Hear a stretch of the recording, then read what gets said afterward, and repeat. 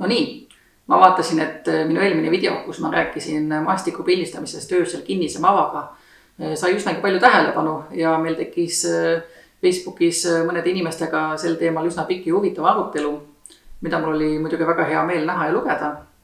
Nii et jah, muidugi, kui te tunnete, et teil on asjast oma nägemus või tahate lihtsalt sõna sekka öelda, siis andke aga julgelt alati kommentaaridesse teada. See tänane teema on võib-olla mõnes mõttes natukene justkui teema jätkuks eelmisele videole, aga võib-olla ei ole ka, ma ei tea. Ma küll täna ei räägi nii väga ööpildistamisest, küll aga tahaks rääkida natukene ühest uuest objektiivist, mille ma endale just siin hiljaaegu ostsin. Aga enne jagan teiega natukene ka rõõmusõnumeid. Nimelt mõned päevad tagasi toimus Eesti suurima loodusfotokonkurssi Loodusastafoto 2019 lõputseremoonia, kus siis 2 minu fotot said tunnustuse osaliseks. Üks pilt oli siis drooniga kevadel tehtud maastikufoto, mis sai maastikupiltide kategoorias žürii tunnustuse pealkirjaga Päeva algus ema ja suursoos. Ja teine pilt pealkirjaga Eksikülaline tervemängus, mis on siis foto metsise kanast tehtud, selline siin. See sai siis loomaportreede kategoorias suisa auhinnalise 3. koha, millele mul on muidugi väga hea meel. Konkursile saadeti veidi üle 4000 foto, nii et ma arvan, et 4000 pildi hulgast tulla 3. kohale on igati tubli saavutus, nii et suur tänu žüriile. Ja auhinnaks muu hulgas sain ka sellise ilusa kena raamatu Eesti rahvusmaastikud sõnas ja pildis, mille autoriteks on Juhani Pütsepp ja Ingmar Muusikus. Ma ei ole jõudnud seda küll veel siin väga põhjalikult lugeda, aga nii palju, kui ma olen siin sirvinud põgusalt, siis tundub, et on tegemist väga sellise laheda ja vahva raamatuga. Ja kõik tänavuse aasta parimad loodusfotod on muidugi nüüd saadaval ka uues värskes loodusfoto aastaraamatus, kus siis lisaks minu 2 fotole on ka üleüldse väga palju põnevaid looduspilte erinevatelt fotograafidelt. Nii et kui kellelgi satub see raamat kätte, siis kindlasti soovitan vaadata. Ma arvan, et siin leiab iga loodusesõber endale päris palju huvitavat vaatamist. Aga olgu, nii palju uudistest. Ma arvan, et nüüd on paras aeg asuda tänase teema juurde.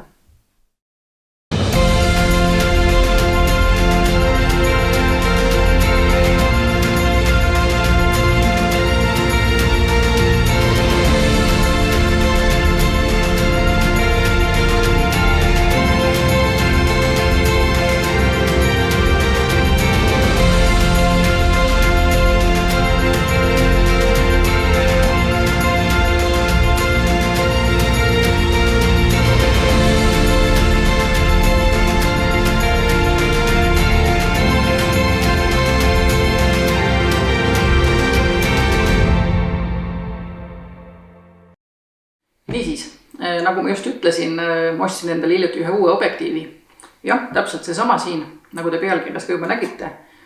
Nikoni ülilainurk 14-24 mm f2,8. Ja kõik, kes te vaatasite minu eelmist videot, siis ma tean, mida te praegu mõtlete. Et sa ütled, et sa pildistad maastiku öösel avaga 4 ja siis järsku ostad endale sellise valgusjõulise 2,8 avaga objektiivi.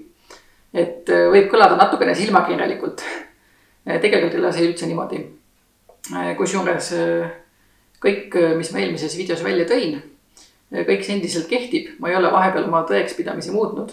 Ja tegelikult just sellel samal põhjusel tuligi see otsus endale selline objektiiv osta minu jaoks väga-väga raskelt. Sest et ma tükk aega kaalusin, kas ja kui palju see mulle juurde annab, kas mul on seda tegelikult vaja. Sellepärast, et ma olen ju siiamaani alati pildistanud selle 16-35 f4 objektiiviga ja ma olen alati kõik väga hästi tehtud saanud. Ma ei ole otseselt nagu millestki puudust tundnud. Ja kui nüüd rääkida 2,8 avast, siis nagu ma eelmises videos ka juba välja tõin, ma pildistan öösel maastiku vähemalt avaga 4. Vahel ka 5,6 või valgetel suveöödel, kus valgust rohkem, siis isegi avaga 11, et saada võimalikult palju teravust sügavust. Nii et võiks arvata, et see 2,8 ava justkui mulle nagu midagi juurde ei anna, et ma seda niikuinii ei kasuta. Teiseks 14–24 millimeetrit. Teine lainurk on mul 16 millimeetrit. Ehk siis selle puhul on tegemist siis 2 millimeetrit laiema fookuskaugusega. Mis iseenesest on tegelikult suhteliselt vähe. Ehk siis mulle mingit olulist võitu ei anna. Ja üks aspekt on ju, mis nagu pani mind mõtlema, oli pildi kvaliteet, sest et see 16-35 objektiiv on pigem selline keskklassi optika ja see 14-24, see on ikkagi selline profiseeria objektiiv. Ehk siis võiks eeldada, et selle pildi kvaliteet on natukene parem. Ja nii palju, kui ma siis siin internetis tegin uurimustööd, siis erinevate ülevaadete põhjal tuli ka välja, et just pildi servades peaks olema see objektiiv teravam. Nii et see oli nagu selline üks asi, mis mind nagu pani mõtlema. Ise küsimus muidugi, kui palju ta parem on, et kas see nagu õigustab selle objektiivi ostmist, sest et tegelikult ei ole tegemist odava optikaga, ta maksis üsna palju. Ja kolmandaks on selle objektiivi juures minu jaoks üks väga-väga suur puudus. Nimelt, tal puudub filtrikeere ja tal on kumerlääts, mis tähendab seda, et ma ei saa selle objektiiviga kasutada kiilfiltreid. Samas oma maastiku pildistamistel ma kasutan kiilfiltreid vähemalt 90% juhtudest. Ehk siis minu jaoks väga-väga suur puudus. Jah, toodetakse küll spetsiaalselt selle objektiivi jaoks eraldi filtrisüsteemi, aga ma arvutasin kokku, et koos kõigi vajaminevate filtritega, mida ma kasutan enamasti, läheks see komplekt mulle maksma ligemale mingi 1000 €. Nii et tänan aga ei aitäh. Ja ma tükk aega mõtlesin, kas osta see endale või mitte osta. Ma justkui jõudsin juba vahepeal otsusele, et jah, ma ostan. Siis ma mõtlesin ümber, et ei, ma ikka ei osta. Ei, ma ikka ostan. Ei, ikka ei osta. Ja pendeldasin niimoodi edasi, kuni ma ühel hetkel sain aru, et ei, et ma ei suuda enne otsustada, kui ma pean saama seda objektiivi proovida. Sest et tegelikult mul varasem kokkupuude selle objektiiviga ju puudus. Ja Fotoluxist, kus ma selle endale ostsin, õnneks siis head inimesed usaldasid selle paariks päevaks minu kätte, niimoodi, et ma sain minna sellega metsa ja seda natukene reaalselt proovida maastiku pildistamisel, et vaadata, kas ja mida ta mulle pakub, kas ta vastab minu ootustele ja kas ma tunnen, et see on selline objektiiv, mida ma võiksin endal vajada. Ja käisin metsas pildistamas, võtsin oma 16-35 ka kaasa, tegin nende mõlemaga koos pilti, pildistasin siis 16 millimeetri juures F4-ga niimoodi, et ma saaksin neid kahte omavahel täpselt samade tehniliste näitajate juures võrrelda. Ja mis välja tuli? Pildi keskosas mulle tundus, et see teravus, kord tundus, et 14-24 on teravam, siis tundus, et 16-35 on nagu teravam. Ühesõnaga ma tegin terve hunniku igasugu erinevaid pilte ja lõppkokkuvõttes mina ei suutnud vahet teha, kumb neist teravam on. Mõlemad objektiivid minu meelest olid ühtemoodi väga-väga teravad pildi keskel. Küll aga tuli vahe sisse pildiservades, kus siis 14-24 oli siiski nõksa teravam. Mitte võib-olla nii palju, kui ma oleks oodanud, aga siiski silmnähtavalt teravam. Niimoodi, et kui ma neid kahe objektiiviga tehtud fotosid omavahel võrdlesin, siis 14-24 andis servades ikkagi silmnähtavalt teravama joonise. Ja kusjuures, mis mind natukene nagu üllatas, oli see, et mulle tundus, et see 14-24 pakub F4 juures natukene rohkem teravussügavust kui 16-35. Ma ei tea, võib-olla see ei ole nii, aga mulle nagu tundus, et see pakub natukene rohkem. Aga mis mind tõeliselt üllatas, oli siis see, et kui palju see objektiiv pakkus teravussügavust avaga 2,8. Sellepärast, et ma olen kunagi proovisin näiteks Sigma 18-35 1,8 objektiivi tegin sellega mõned proovipildid 1,8 avaga ja proovisin siin 11 veel. Ja noh, ma ei saaks öelda, et neil ei olnud lahtise avaga teravussügavust, oli ikka.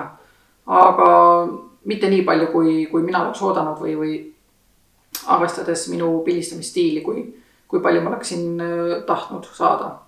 Ja seetõttu ma arvasin, et ega see 2,8K nüüd oluliselt palju parem ei ole. Võib-olla natukene suurema teravussügavusega on. Aga tegin ka 2,8K mõned pildid ja peab ütlema, et see objektiiv tõesti väga üllatas mind. Täisava juures ta pakkus isegi päris palju teravussügavust niimoodi, et ma arvan, et näiteks öösel pildistades ma reaalselt saangi seda kasutada.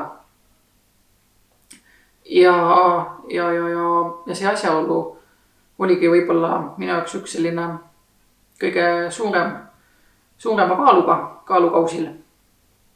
Noh, ja lisaks muidugi see, et kui nüüd teda siin käes hoida, siis ta tundub ka selline mõnusalt raske, väga sellise korraliku ehitusega, ilmastiku kindel. Ja mulle on alati meeldinud, kui mul on see kindlustunne, et ma võin minna läbi tule ja vee ja ma tean, et mu tehnika peab alati vastu. Ja ta peabki vastu. Nii et lõppkokkuvõttes ta hakkas mulle täitsa meeldima. Ja täpselt nendel samadel põhjustel ma otsustasingi lõpuks, et ma ostan selle endale ära. Kusjuures tegemist on kasutatud objektiiviga. Üldiselt ma olen küll vältinud kasutatud tehnika ostmist, aga nii palju, kui ma siin uurisin selle objektiivi tausta, siis tuli välja, et see on suhteliselt vähe kasutatud ja mul ei ole mingit põhjust sellest kahelda, sest et kui ma seda vaatan, siis no tõesti ta näeb välja peaaegu nagu tuttuus ja igati korralik eksemplar. Ja ma sain tegelikult selle väga-väga hea hinnaga kätte. Ehk siis võiks öelda praktiliselt poole hinnaga võrreldes selle hinda uuena, mis ta muidu maksab. Nii et ja lõpuks siis ma otsustasingi, et ma ostan selle endale ära. Kusjuures ma ei ole siiamaani pärast kindel, kas ma nüüd tegin ikka õige otsuse. Aga igatahes hetkel ma ei kahetse, mulle see väga meeldib. Ja ma arvan, et ööpildistamiseks on kindlasti ta väga, väga hea asi. Aga see oligi lühidalt kõik. Kusjuures ma olen nüüd natukene sellises naljakas olukorras, kus mul on ühtäkki fotokotis 2 lainulk objektiivi. Aga ma otsustasin siiski, et ma seda eelmist 16-35 F4 maha ei müü, ma jätan selle ka endale alles. Sest et nagu ma ütlesin, sellel 14-24 objektiivil filtrikeeret ei ole. Ja olukordades, kus mul on vaja pildistada laia nurgaga, aga on vaja kasutada kiilfiltreid, siis kindlasti saab see 16-35 veel väga palju kasutust mul. Ja õnneks fotokotis mul veel nii palju ruumi oli, et see üks lisaobjektiiv mahub sinna ilusti ära. Ja noh, kui tehnika enam kotti ära mahu, siis tuleb lihtsalt fotokotte rohkem juurde osta. Aga olgu, ma arvan, et praegu ma lõpetan ja näeme teiega jälle järgmine kord. Olgu, tšau!